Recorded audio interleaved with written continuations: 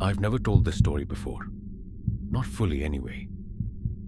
Mostly because when I start to talk about it, people either laugh or get that polite, uncomfortable look. The kind of expression that says, "I'm listening, but I don't believe you." But I don't need them to believe me, because I know what I experienced. And it's haunted me every single day since this happened in late 2019.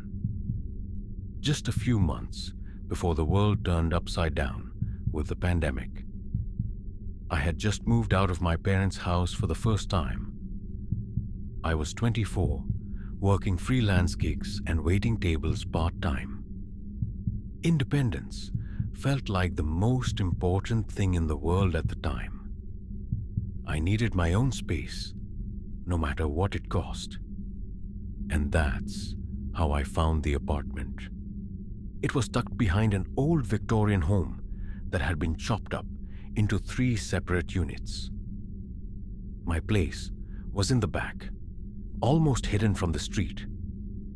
It had its own little entrance, a tiny porch with one light that flickered like something out of a horror movie when the wind blew.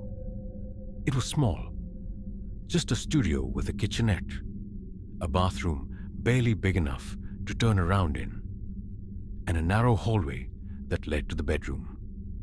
The floors creaked when you walked too fast, and the walls were that old yellowing plaster. The kind of place that looked like it had history.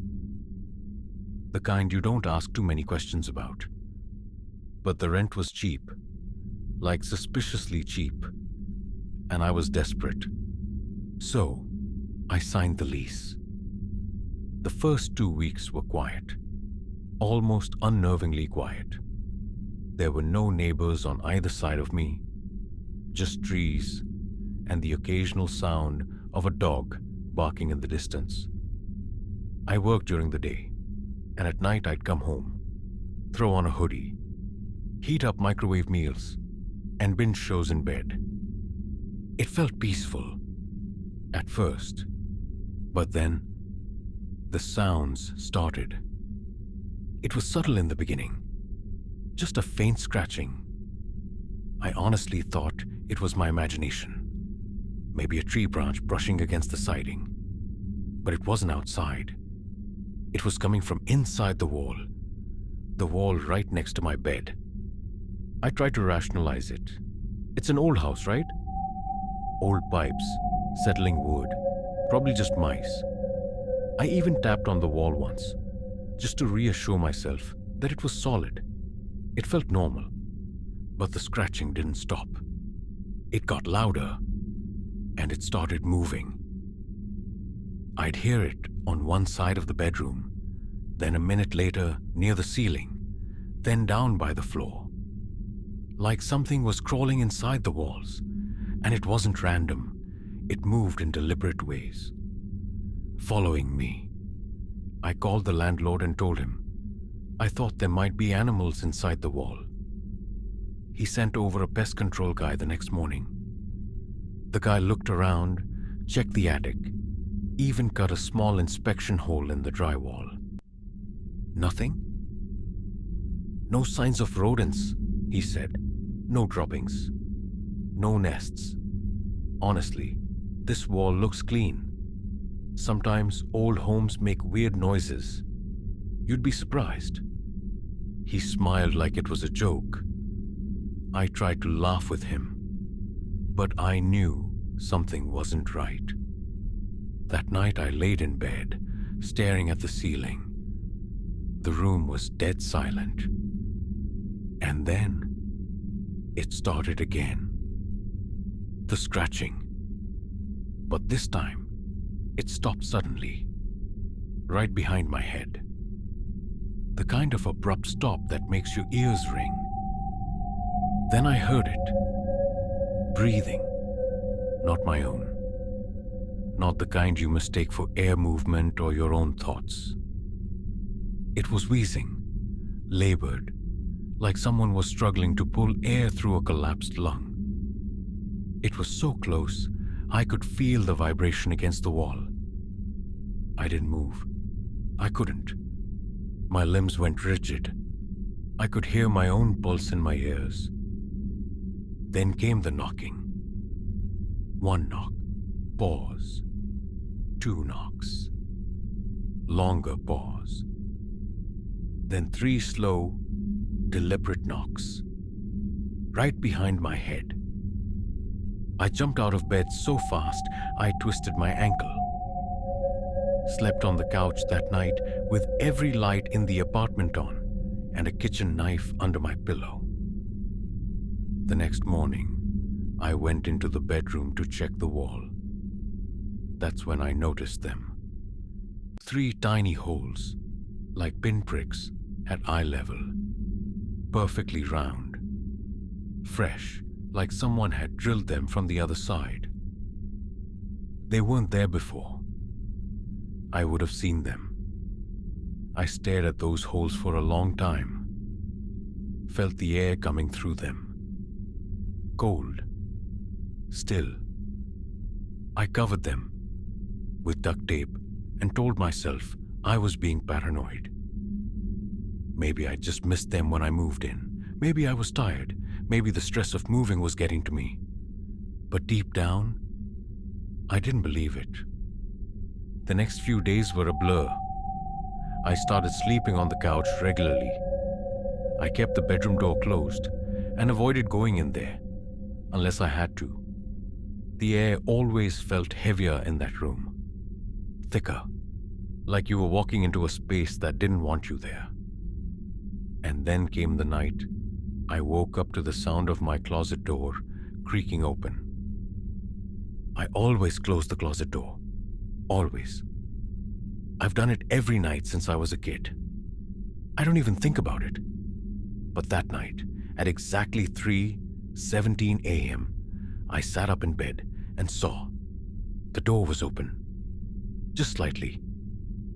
Enough to see that slice of darkness inside. The room was cold. Bone cold. I could see my breath. I grabbed my phone. 3:17 a.m. No wind outside. No reason for the door to move. I turned on the lamp and got up. The closet was empty. But the smell. There was this awful smell, like damp dirt, wet wood, like something that had been buried underground too long. I turned around to check the wall beside the closet and froze. There were scratches, not little ones, not something a rat would make. These were long vertical gouges, deep enough to scrape through the drywall to the plaster beneath. I ran my finger across one of them. Still sharp, fresh. They looked like fingernail marks. I didn't even pack that time.